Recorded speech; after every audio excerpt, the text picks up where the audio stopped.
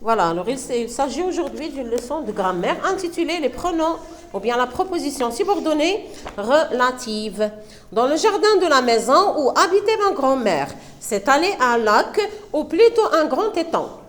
Au bout de cet étang, s'est levé un pont dont l'arche était très bombée, ce qui donnait à chaque côté du pont une pente brutale. Notre joie était de descendre de la montagne qui se trouvait derrière ce pont que nous trouvions alors aussi immense que le Washington Bridge. D'après M. Matlinck, Bulle bleue, édition mondiale. Alors, dans ce texte, c'est un petit récit, si vous voulez, un passage narratif et descriptif. Nous avons un lieu qui est décrit. Alors, quel est le lieu décrit dans ce texte? Oui? Le lieu de ce texte, c'est le jardin. C'est le jardin de la maison. Était comment? Alors, ce jardin était comment? Oui? Était un lac ou plutôt un grand... C'est allé un lac. Alors, dans ce jardin, il y avait un lac ou plutôt un grand étang. Oui? Alors, nous avons au bout de cet étang quoi? Qu'est-ce que nous avons au bout de cet étang? Oui? S'élevait un pont dont l'arche était très bombée, ce qui donnait à chaque côté du pont brutal. Une pente brutale. Voilà une autre description qui décrit le lac. Notre joie était de descendre de la montagne. Alors, qu'est-ce qu'il y avait, où se trouvait cette montagne? Comment se trouvait cette montagne? Oui? La montagne qui se trouvait derrière ce pont que nous trouvions alors aussi immense que le Washington Bridge. Voilà. Alors ça, c'est la description de la montagne, la description aussi du jardin et du pont. Alors plusieurs lieux qui sont décrits avec plusieurs adjectifs. Et nous avons des mots qui sont écrits en noir. Quels sont ces mots? Quels sont les mots écrits en noir, monsieur? Où, dont, qui, que. Voilà, ce sont des pronoms relatifs. Qui peut répéter? Alors, qui peut lire les mots en noir et qui peut répéter en même temps que ce sont des pronoms relatifs.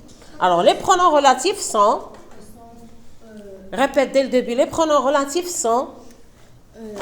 Les pronoms. Les pronoms relatifs sont... Les pronoms relatifs sont où, dont, qui, que. Oui. Une autre répétition, mademoiselle.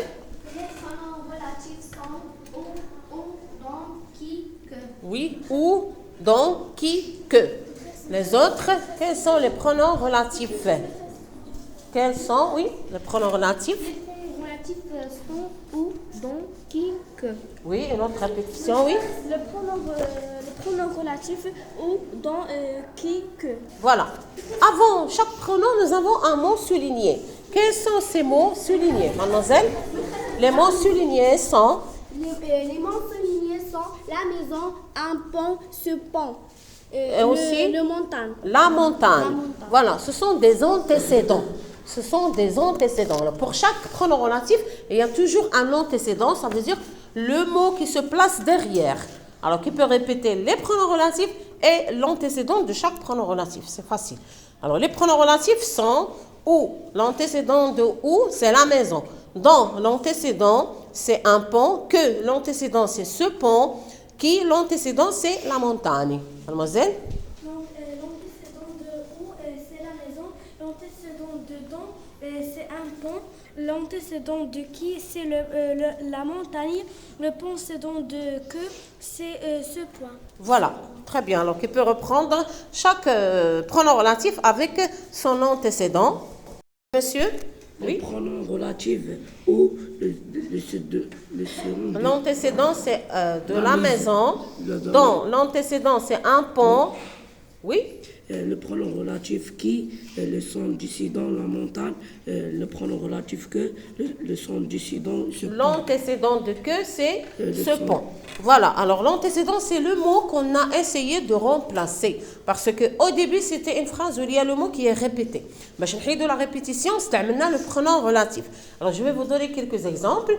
On va essayer de faire ensemble l'antécédent et le pronom relatif approprié pour chaque phrase.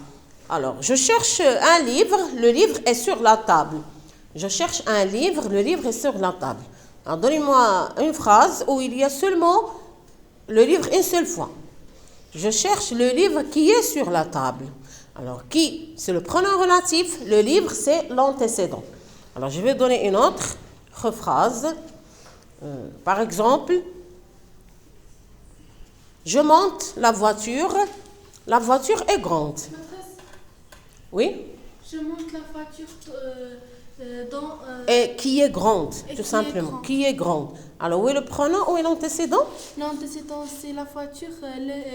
Le pronom relatif. Le pronom relatif, c'est qui? Très bien. Alors, je vais donner une autre phrase où il y a le pronom relatif où. C'est un pronom qui remplace un lieu. La maison de ma tante est grande. Ma tante habite une grande maison, si vous voulez. Une maison.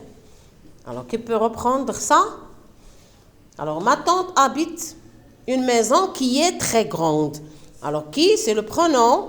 Alors, ou bien sûr, on peut remplacer avec un pronom relatif qui remplace le lieu. La maison où habite ma tante est grande. La maison où habite ma tante est grande. Alors, on passe aux exercices. Qui peut lire la première question? Mademoiselle? Complète les phrases avec un pronom relatif Qui convient.